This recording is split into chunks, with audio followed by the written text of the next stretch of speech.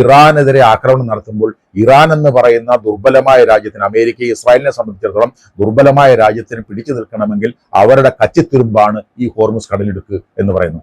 ആ ഹോർമുസ് കടലിടുക്ക് അടച്ചതിലൂടെ ലോകം മുഴുവൻ എണ്ണ പ്രതിസന്ധിയെ നേരിടുകയാണ്. മുൻകാലങ്ങളിൽ നിന്ന് വ്യത്യസ്തമായി യൂറോപ്യൻ രാജ്യങ്ങൾ ഈ അമേരിക്കയുടെ ആക്രമണങ്ങളുടെ പക്ഷത്ത് നിൽക്കുന്നില്ല എന്ന ഒരു വളരെ പ്രധാനപ്പെട്ട കാര്യമുണ്ട്. യുദ്ധം ഉറപ്പാണ് എന്ന് ഇറാൻ മനസ്സിലാക്കിയപ്പോൾ തന്നെ ഇറാൻ നിരന്തരമായി പറഞ്ഞുകൊണ്ടിരുന്ന ഒരു കാര്യമാണ്, ഞങ്ങൾക്കെതിരെ ആക്രമണം നടത്തിയാൽ ഞങ്ങൾ രണ്ട് കാര്യങ്ങൾ ചെയ്യും. ഒന്ന്, പശ്ചിമേഷ്യയിലെ അമേരിക്കൻ താവളങ്ങളെ ഞങ്ങൾ ആക്രമിക്കും. രണ്ട്, ഹോർമുസ് കടലിടുക്കും ഞങ്ങൾ അടയ്ക്കും. അമേരിക്കയുടെ കയ്യിലുള്ള സേനാബലവും മറ്റ് രാജ്യങ്ങൾ, ഇതിൻ്റെ ബുദ്ധിമുട്ട് അനുഭവിക്കുന്ന രാജ്യങ്ങളുടെ സേനാബലവും ഉപയോഗിച്ചാൽ തീർച്ചയായിട്ടും ഈ ഹോർമുസ് കടലിടുക്ക് ഫ്രീയാക്കി എടുക്കാൻ കഴിയുന്നതാണ്.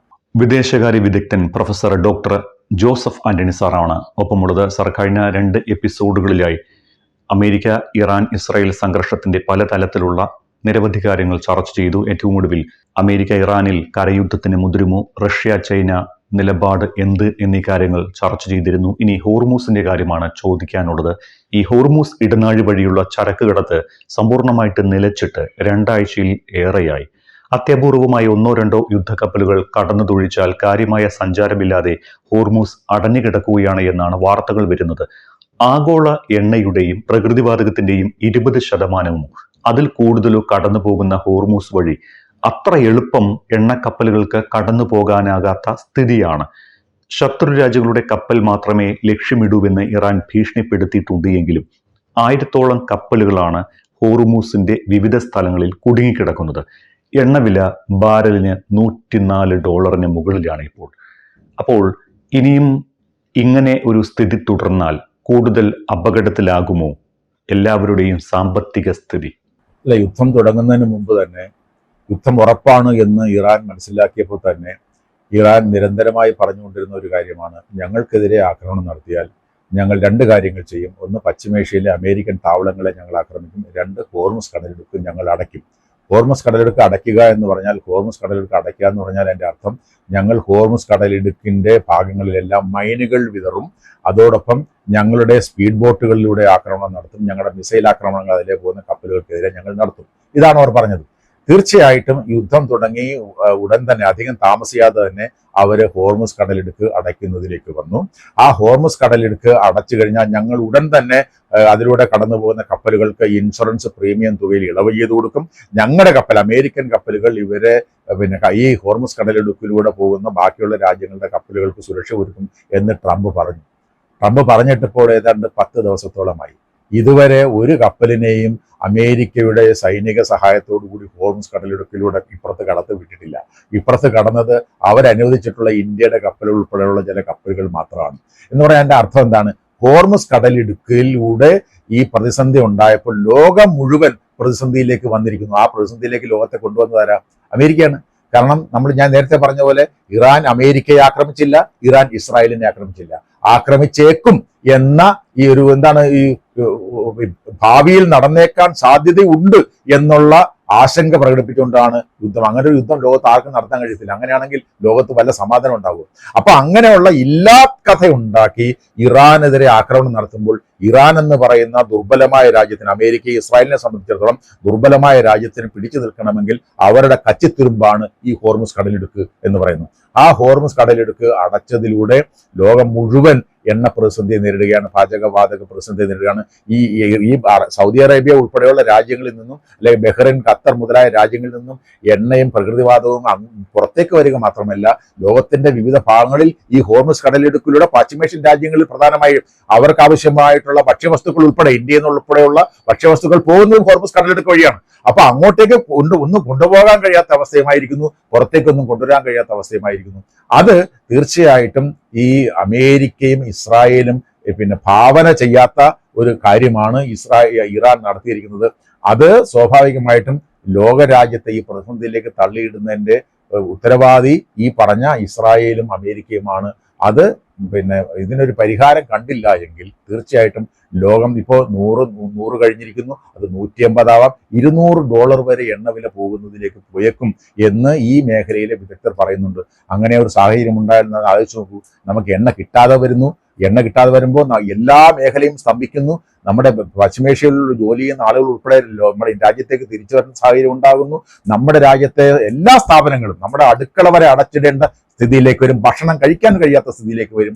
ആ ഒരു സ്ഥിതിയിലേക്ക് ലോകത്തെ കൊണ്ടെത്തിച്ചിരിക്കുന്നത് ഈ അമേരിക്കയും ഇസ്രായേലുമാണ് എന്നുള്ളത് കൂടി നമ്മൾ തിരിച്ചറിയണം. ഹോർമൂസ് സംരക്ഷിക്കാൻ നാറ്റോയും ചൈനയും അടക്കം രാജ്യങ്ങൾ യുദ്ധക്കപ്പൽ അയക്കണമെന്ന ട്രംപിന്റെ ആവശ്യം ആ രാജ്യങ്ങൾ തള്ളിക്കളഞ്ഞിട്ടുണ്ട് കഴിഞ്ഞ ദിവസങ്ങളിൽ.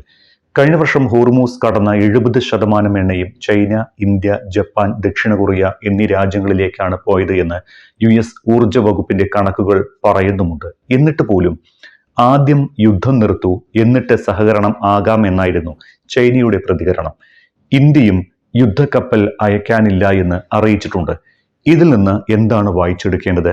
ട്രംപിന്റെ തീരുമാനത്തിനനുസരിച്ച് ഇനി ലോകരാജ്യങ്ങൾ വാലാട്ടി നിൽക്കില്ല എന്നാണോ?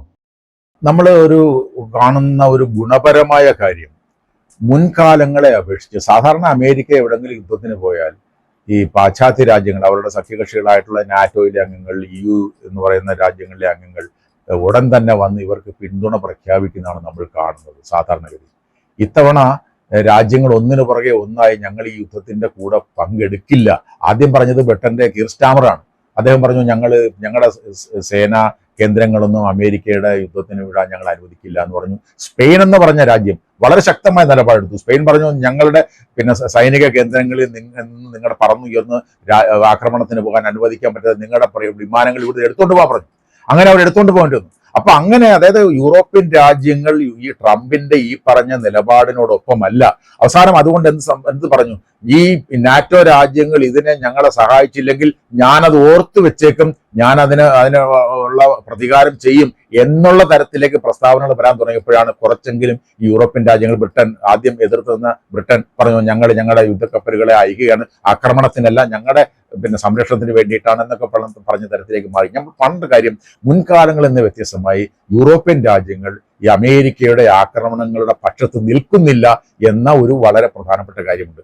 അതുകൊണ്ട് തന്നെ ആവണം ഈ ഹോർമുസ് കടലിടുക്ക് അടച്ചു കഴിഞ്ഞപ്പോൾ അമേരിക്ക വലിയ വീമ്പിളക്കിയെങ്കിലും അമേരിക്കയ്ക്ക് ഇതുവരെ ഹോർമുസ് കടലിടുക്കിലൂടെ ഏതെങ്കിലും, അതായത് ഇറാൻ അനുവദിക്കുന്നതല്ലാത്ത ഒരു കപ്പലിനെയും അയക്കാൻ കഴിഞ്ഞില്ല എന്ന് മാത്രമല്ല, അവര് എന്ത് ചെയ്യണമെന്നറിയാതെ നിൽക്കുകയാണ്.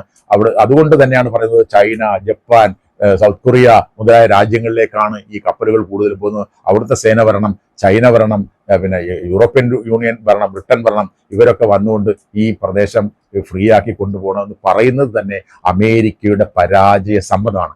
ലോകത്തിൽ അദ്ദേഹം പറയും, എന്റെ സേന ലോകത്തിലെ ഏറ്റവും ശക്തമായ സേനയാണ്, അതിനെ വെല്ലുവിളിക്കാൻ ആരുമില്ല. അങ്ങനെയാണെങ്കിൽ, അങ്ങനെ അത്രയും ശക്തമായ സേനയാണ്, അതിനെ വെല്ലുവിളിക്കാൻ ആരുമില്ലെങ്കിൽ ഈ ഹോർമുസ് കടലിടുക്ക് ഒറ്റ ദിവസം കൊണ്ട് അവര് ഫ്രീ ആക്കി കൊടുക്കേണ്ടതല്ലേ?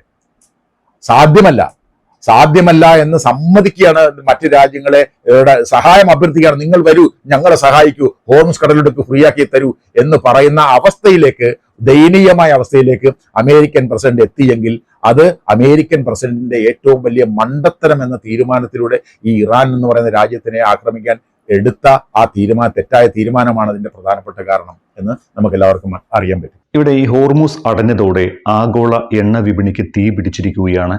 ലോകം മൊത്തത്തിൽ ട്രംപിനെതിരെ തിരിയാനുള്ള ഒരു സാധ്യത കാണുന്നുണ്ടോ? ഹോർമൂസ് എന്ന വജ്രായുധം ഉപയോഗിച്ച് ട്രംപിനെ പൂട്ടാൻ ഇറാന് കഴിയുമോ? അത് സാധ്യമാവണമെന്നില്ല. കാരണം ഹോർമുസ് കടലിടുക്കിലെ അവർ ഉണ്ടാക്കി വെച്ചിരിക്കുന്ന തടസ്സം അനന്തമായി നീട്ടിക്കൊണ്ടുപോകാൻ ഇറാന് കഴിഞ്ഞു എന്ന് വരില്ല. ഈ പറഞ്ഞതുപോലെ ലോകം വളരെ വലിയ പ്രതിസന്ധിയിലേക്ക്, എണ്ണ പ്രതിസന്ധിയിലേക്ക് നീങ്ങുമ്പോൾ മറ്റ് രാജ്യങ്ങൾ ഇടപെടുന്ന സാഹചര്യത്തിൽ ഏതെങ്കിലും തരത്തിൽ അത് അവസാനിപ്പിക്കുന്ന സാഹചര്യത്തിലേക്ക് വരേണ്ടി വരും. അക്കാര്യത്തിൽ സംശയമില്ല. എന്ന് മാത്രമല്ല, ഈ അമേരിക്കയുടെ കയ്യിലുള്ള സേനാബലവും മറ്റ് രാജ്യങ്ങൾ, ഇതിൻ്റെ ബുദ്ധിമുട്ട് അനുഭവിക്കുന്ന രാജ്യങ്ങളുടെ സേനാബലവും ഉപയോഗിച്ചാൽ തീർച്ചയായിട്ടും ഈ ഹോർമുസ് കടലിടുക്ക് ഫ്രീ ആക്കി എടുക്കാൻ കഴിയുന്നതാണ്. കൂടുതൽ കാലം അതിനെ അങ്ങനെ പിടിച്ചു നിർത്താനുള്ള സൈനിക ശേഷി ഇറാന് ഇല്ലതാനും. അതുകൊണ്ട് ഈ ഉള്ളൊരു കാലം മുഴുക്കെ ഈ ഭീഷണിപ്പെടുത്തി ഹോർമുസ് കടലിടുക്ക് അടയ്ക്കുക എന്ന് പറയുന്ന സാഹചര്യം എത്രത്തോളം ഫലപ്രദമാകുമെന്ന് തോന്നുന്നില്ല. അങ്ങോട്ട് മുന്നോട്ട് പോകുമ്പോൾ തീർച്ചയായിട്ടും അമേരിക്ക ഉൾപ്പെടെ ബാക്കിയുള്ള രാജ്യങ്ങൾ ഉൾപ്പെടെയുള്ള രാജ്യങ്ങളുടെ ഇടപെടലുകൾ ഉണ്ടാവുകയും ഈ പറഞ്ഞ തരത്തിൽ ഈ ഹോർമുസ് കടലിടുക്ക് തുറന്നു കിട്ടുകയും ചെയ്യുന്നത് വന്നേക്കാം. പക്ഷെ അതിന് ഒരു പക്ഷേ യുദ്ധം അവസാനിപ്പിച്ചുകൊണ്ട് തന്നെ ഇതിന് ഒരു പരിഹാരം കണ്ടേക്കാമെന്നാണ് എനിക്ക് തോന്നുന്നത്.